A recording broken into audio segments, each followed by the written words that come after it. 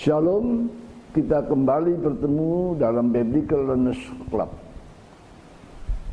Kita akan belajar firman Tuhan, terutama menghadapi tantangan-tantangan dunia modern yang menggoyahkan iman kita. Untuk itu mari kita berdoa.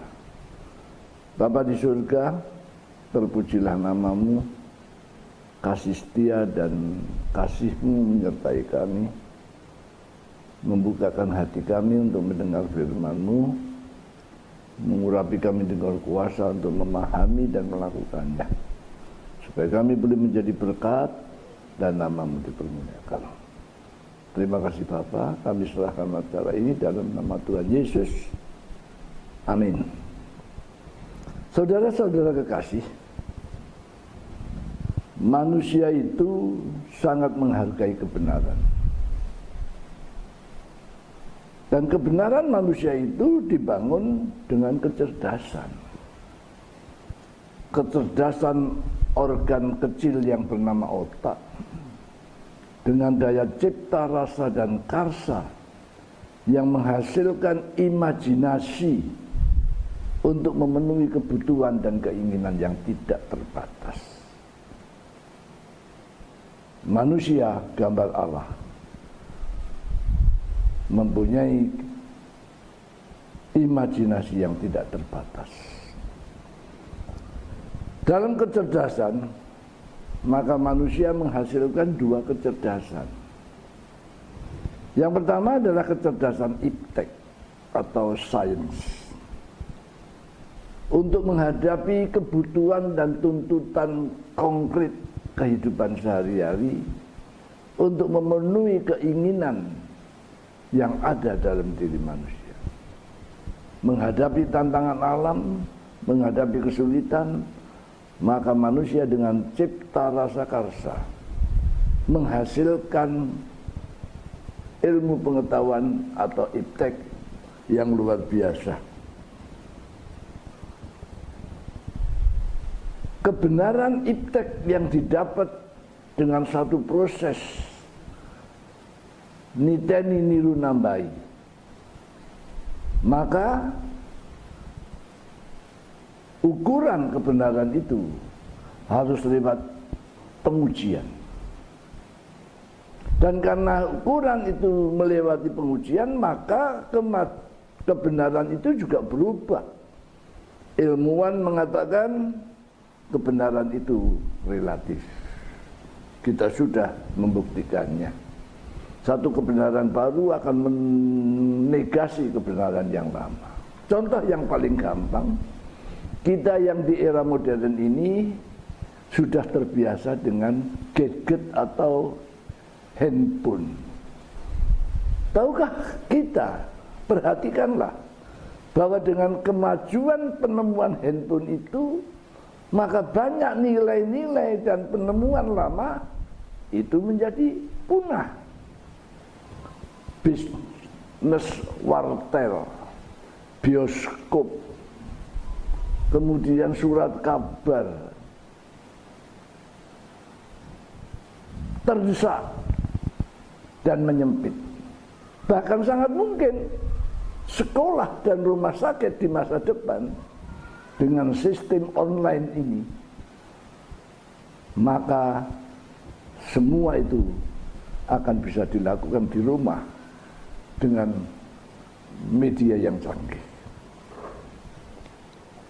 Bagaimana dengan kebenaran iman? Kebenaran iman yang diwakili oleh agama adalah imajinasi manusia.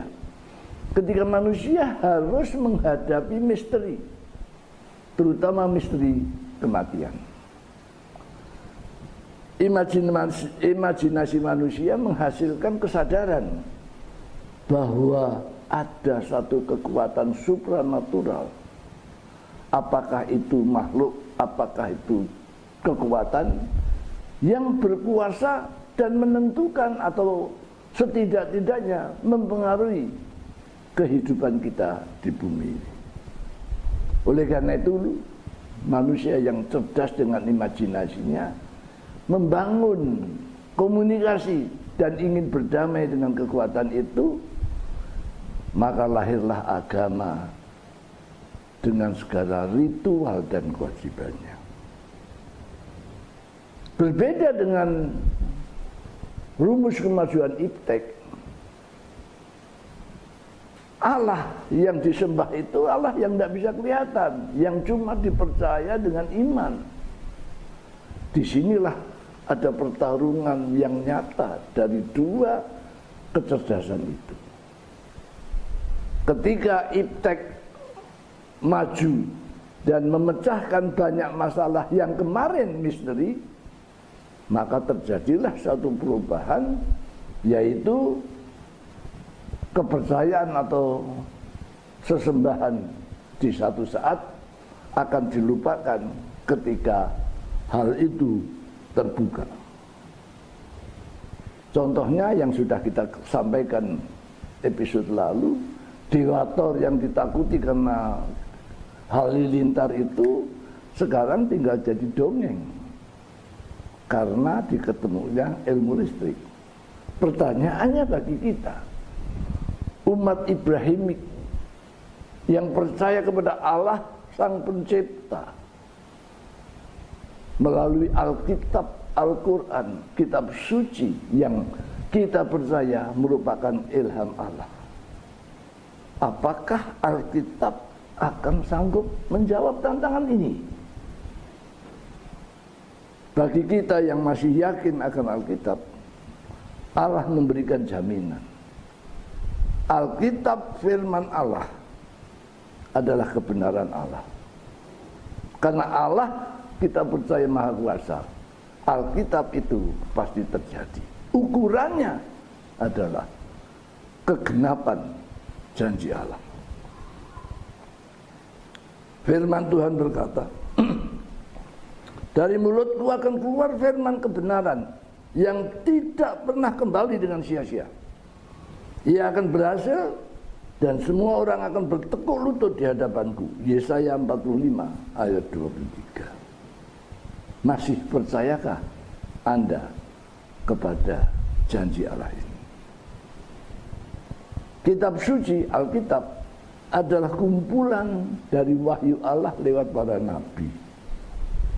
Alkitab juga disebut firman Allah. Tetapi ada satu masalah. Kenapa? Karena Allah yang Maha Besar dan Gaib itu diterima oleh manusia dengan cara berbagai ortodoksi. Pemahaman tentang Allah tidak seperti ilmu pengetahuan yang bisa diuji dengan laboratorium, tapi dipercaya lewat dogma, doktrin menurut ortodoksi manusia. Satu pertanyaan besar bagi kita. Janji Allah yang paling besar adalah kehidupan kekal pada waktu Mesias datang. Dan ini makin ditantang oleh iptek. Apalagi iptek dengan kemajuan bioteknologi dan rekayasa genetika sudah membongkar, kayaknya mendekati rahasia kematian dengan stem cell dan cloning.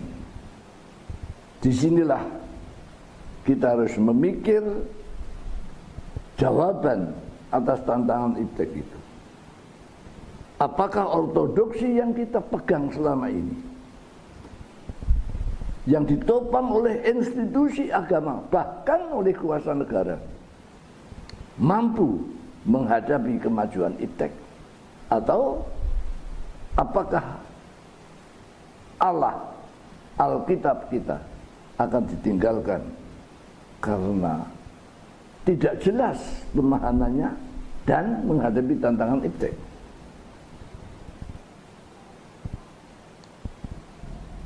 Dalam hal ini kita harus melihat kenyataan. Iptek dengan kemajuan yang teruji nyata di dalam hidup.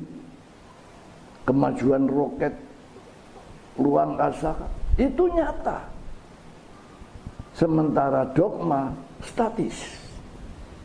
Inilah satu tantangan buat umat beragama untuk menjawab pertanyaan, benarkah kebenaran Allah itu ada? Untuk itu marilah kita lihat beberapa ortodoksi besar yang lahir dari agama-agama Ibrahimik, yang menyembah Allah yang sama, Allah Ibrahim, Ishak dan Yakub, pencipta langit dan bumi, dan bersumber kepada Alkitab atau Al-Quran, kitab suci yang sama. Tetapi jawabannya berbeda-beda. Pertama, kita akan melihat ortodoksi Yahudi. Ortodoksi Yahudi atau Israel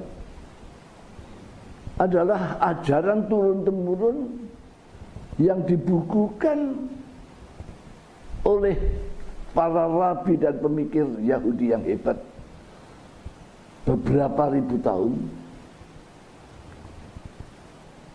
dari pengalaman dan pemahaman mereka yang begitu kokoh.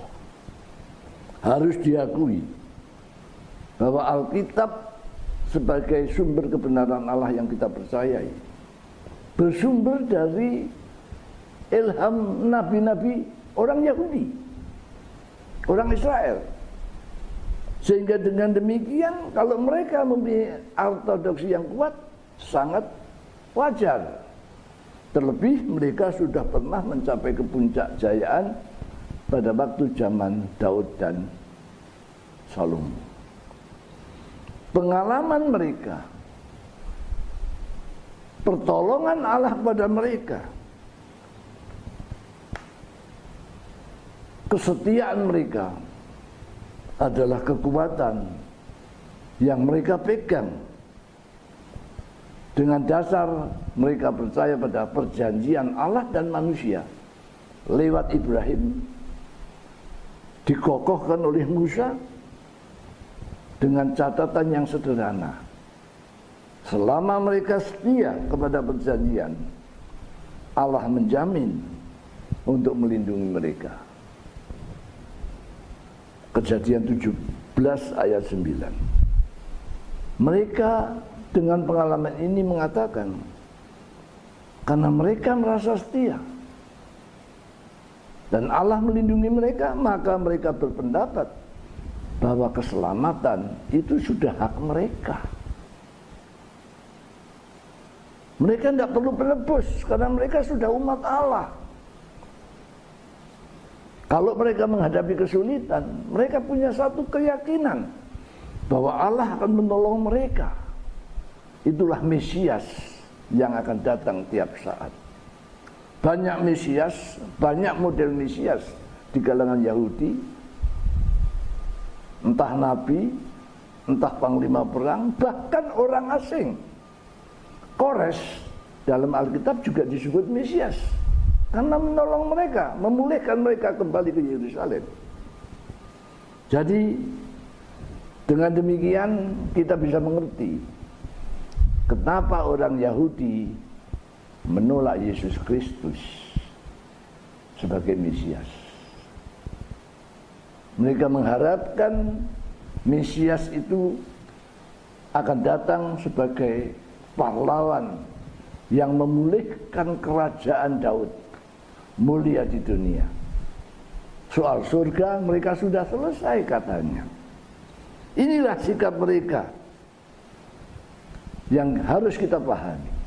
Jadi dalam hal ini orang Yahudi yakin selamat karena kesetiaannya kepada perjanjian Allah, dan menolak Yesus karena Mesias yang diharapkan tidak sesuai dengan harapan mereka. Bagaimana dengan kekristenan? Yang kedua, ortodoksi Kristen atau gereja. Pengikut Yesus, orang Yahudi yang setia,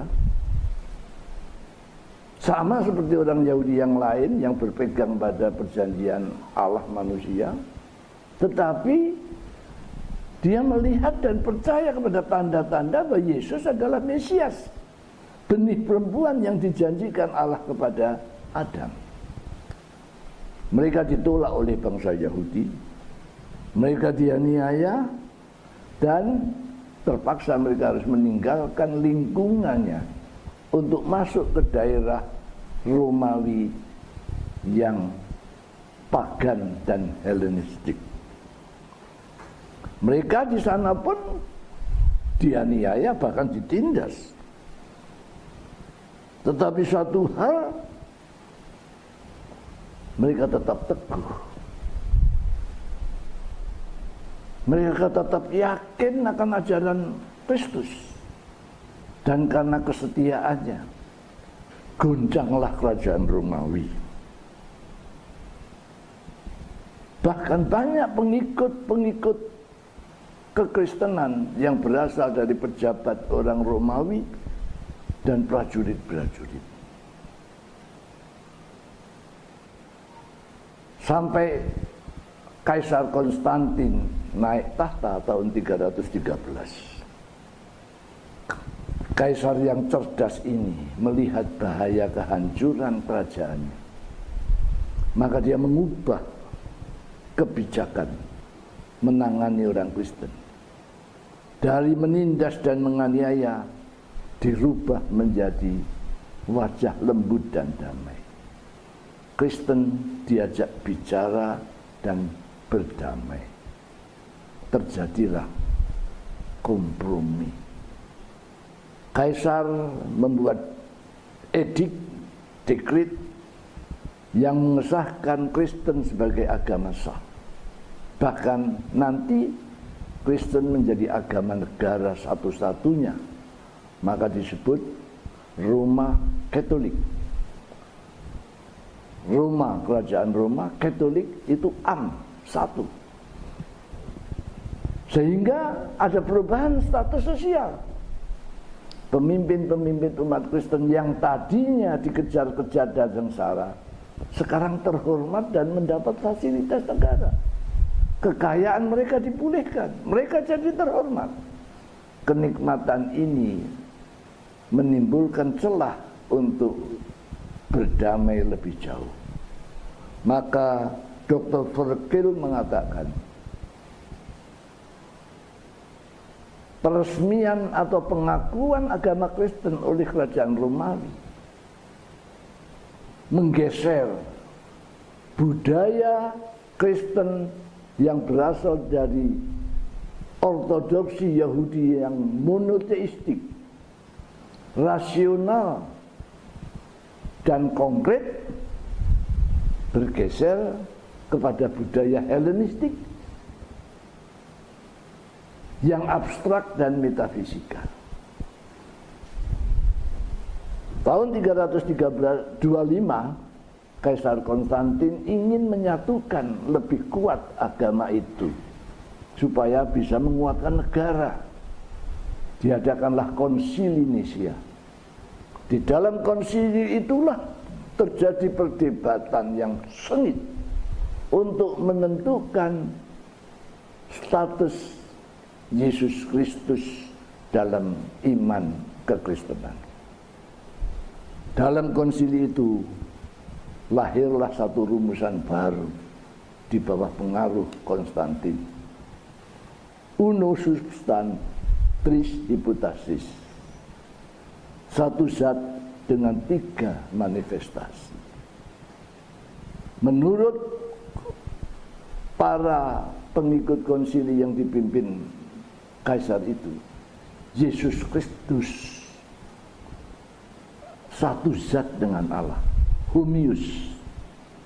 Dengan sendirinya Yesus Kristus itu Allah. Perdebatan tidak selesai, terjadilah perpecahan, kekerasan, tapi itu akan berlanjut sampai akhirnya tahun 381 dalam konsili Konstantinopel ditambahlah satu. Roh Kudus juga satu zat dengan Allah. Maka Roh Kudus juga Allah. Sehingga dengan demikian mulai Konstantinopel, ortodoksi gereja Kristen semakin kokoh, yang sekarang kita sebut ajaran utama kekristenan, yaitu Trinitas. ajaran ortodoksi gereja ini dikukuhkan tahun 451 dalam Konsili Kalkedon, di mana diputuskan tidak boleh lagi ada diskusi dan debat tentang Yesus Kristus. Inilah yang kita warisi sekarang, di mana pada saat berkembang gereja bukan hanya menjadi agama negara, tapi gereja menjadi negara agama. Ketika Kaisar menerbitkan dekret tahun 538 bahwa uskup Roma adalah kepala gereja, paus, tetapi sekaligus kepala daerah di wilayah Roma Barat yang diganggu oleh bangsa-bangsa barbar dan bangsa Arya. Saudaraku, apakah keyakinan lain juga punah? Tidak. Ada perjuangan berat yang tidak setuju dengan ortodoksi gereja berkembang secara sembunyi di tempat-tempat suci. Terlebih ketika gereja melakukan kesalahan-kesalahan besar karena bercampur dengan kepentingan politik, terlibat dalam perang salib atau perang Sabil, sehingga gereja butuh dana dengan menjual surat pengampunan dosa. Timbullah protes penolakan terhadap ajaran yang dianggap tidak sesuai dengan Alkitab. Martin Luther beruntung, dia selamat, tidak menjadi korban inkuisisi seperti pemrotes yang lain. Dia menempelkan protes tahun 1517 di gereja Wittenberg, dan dari protes itu berkembang dan lahirlah gereja Protestan. Gereja Protestan yang lebih demokratis karena dia tidak menginginkan penindasan agama. Dia menginginkan persamaan hak dan kebebasan beragama. Inti semboyan gereja Protestan adalah back to Bible, kembali kepada Alkitab. Iman mereka dirumuskan dalam satu kata, sola scriptura, sola fide, dan sola gratia. Satu Alkitab, satu iman, dan satu anugerah. Tetapi harus kita akui, gereja Kristen belum sampai ke dalam. Ortodoksi gereja Kristen yang protes kepada gereja Roma tidak berubah. Sampai hari ini umumnya gereja Protestan masih berpegang pada ortodoksi gereja Roma. Oleh karena itu kita sebut ortodoksi kekristenan itu ortodoksi gereja, di mana Allah adalah satu kesatuan. Yang berbeda dengan konsep ortodoksi Yahudi, Allah itu tunggal. Allah terdiri dari 3 personal, Bapa, Roh Kudus, dan Yesus. Yang ketiga, ortodoksi Islam. Saudara-saudara kekasih, ketika kekuasaan politik gereja terlalu jauh ke dalam dunia politik dengan ekspansi dan penindasan, maka Tuhan izinkan seorang bernama Ahmad yang kemudian kita kenal dengan Muhammad SAW membangun satu ortodoksi baru. Itulah Islam. Agama Islam berkembang sangat cepat atas izin Allah. Agama Islam menjadi saingan dari kekuasaan Romawi.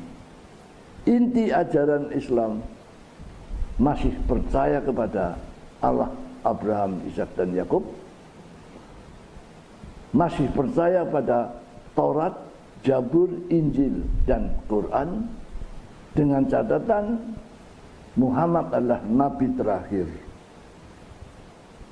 Karen Armstrong menulis tentang Islam. Islam agama yang meneruskan ajaran monoteisme Yahudi. Tentang Yesus Kristus ada sedikit perbedaan Islam di antara dua ortodoksi itu. Menurut Islam, Yesus Kristus adalah nabi yang dimuliakan Allah. Prinsipnya manusia seperti ortodoksi Yahudi, tetapi dia menerima Yesus Kristus atau Isa Al-Masih sebagai Mesias yang akan kembali menghakimi dunia di akhir zaman. Disinilah kita bisa melihat tiga ortodoksi yang tidak mencapai kata sepakat untuk menjawab misteri besar Yesus Kristus yang menjadi sandungan untuk bersatu. Pertanyaannya sekarang, apa yang harus kita lakukan? Saya pikir tidak mungkin kita ngudik-ngudik atau membongkar ortodoksi Yahudi yang sudah ribuan tahun dan sangat kuat melalui para bapak dan nabi-nabi yang dipimpin Allah. Juga sangat muskil kalau kita mau mengudik-udik atau mengganggu ortodoksi Kristen yang sudah ribuan tahun yang pernah jaya ditopang oleh kekuasaan negara yang superpower. Demikian juga ortodoksi Islam yang sudah mencapai kejayaan di mana sepertiga wilayah dunia dikuasai pada abad pertengahan. Tetapi apakah kita hanya akan statis berdiam seperti ini sehingga kita terombang-ambing antara ortodoksi dan kita tidak menemukan kebenaran sejati? Dalam diskusi kita sudah sepakat dengan lintas agama kemarin bahwa satu Allah akan melahirkan satu kebenaran, bahwa kebenaran agama bersumber pada kitab suci. Apakah salah kalau kita kembali membaca ulang kitab suci kita? Saya sebagai orang Kristen membaca ulang Alkitab, mendalaminya dan mencari jawaban untuk menjembatani ortodoksi itu sehingga menjadi satu jalan, sehingga genaplah firman Tuhan. Sebenarnya perjanjian lama dan perjanjian baru itu semua firman Tuhan, semua firman Allah. Nah, siapa yang harus mencari itu? Saya belajar berteman dengan teman-teman Islam di Indonesia. Saya bangga sebagai orang Indonesia. Dan saya belajar dari teman saya, Gus Dur, di mana teman-teman NU ini juga terombang-ambing oleh ortodoksi Islam yang di Arab yang terpecah-pecah, tapi mendirikan satu pemahaman baru tanpa menyimpang dari Al-Quran, Islam Nusantara. Apakah kita berani mencoba mencari dan membangun Kristen Indonesia? Saudara-saudara kekasih, modalnya apa? Modalnya Alkitab. Pemahamannya bagaimana? Yang pertama, Alkitab Perjanjian Lama dan Perjanjian Baru itu satu rangkaian rancangan Allah. Semua adalah firman Allah, utuh, nyambung. Yang kedua, bahasa kitab suci, bahasa Alkitab adalah bahasa manusia. 2 Korintus 1 ayat 13. Artinya sekalipun kita tidak mahir ahli dalam bahasa Ibrani dan bahasa Greka, jangan rendah hati. Allah melalui hamba-hambanya LAI, Lembaga Alkitab Indonesia, yang menerjemahkan Alkitab dalam bahasa Indonesia. Kita percaya dituntun Allah, sehingga ajaran yang selama ini kita pegang, sakralisasi bahasa, rasanya harus kita perbaiki. Kemudian yang ketiga, bagaimana metode membaca. Kalau kita melihat, kita mulai dari Kejadian awal Alkitab. Ketika Allah menciptakan langit dan bumi, dikatakan bumi masih kosong, belum berbentuk, gelap, dan roh Allah melayang di atas samudera. Apakah Allah yang bisa menciptakan langit dan bumi dengan firman-Nya tidak bisa sempurna menciptakan bumi yang sempurna, sehingga dibiarkan bumi itu gelap dan kelam kabut? Atau ada maksud lain? Saya pikir, saya yakin Allah punya maksud lain. Kalau kita sungguh-sungguh membaca Alkitab dari awal sampai akhir, maka kita bisa melihat rahasia yang sedang tersimpan dalam Alkitab, rancangan Allah. Kejadian 1 ayat 1 dan 2 dikatakan bumi belum berbentuk, kelam kabut dan kosong. Tapi di akhir Alkitab, Wahyu 21 ayat 1 sampai 3 dikatakan, maka langit baru dan bumi baru muncul, karena langit yang pertama dan bumi yang pertama sudah lalu. Dan ayat ketiga, di mana Allah akan berdiam dengan umatnya. Saya kira ini adalah satu dorongan buat kita untuk berani belajar. Harus berani belajar Alkitab tanpa menyalahkan ortodoksi, tapi juga tidak terpaku oleh ortodoksi. Saudaraku, inilah gambaran kami dalam hal ini malam ini, yaitu bagaimana kita bisa keluar dari kebingungan kita, bagaimana kita bisa menemukan kebenaran Allah yang satu itu. Kita akan lanjutkan pada pertemuan yang akan datang. Tuhan memberkati. Shalom.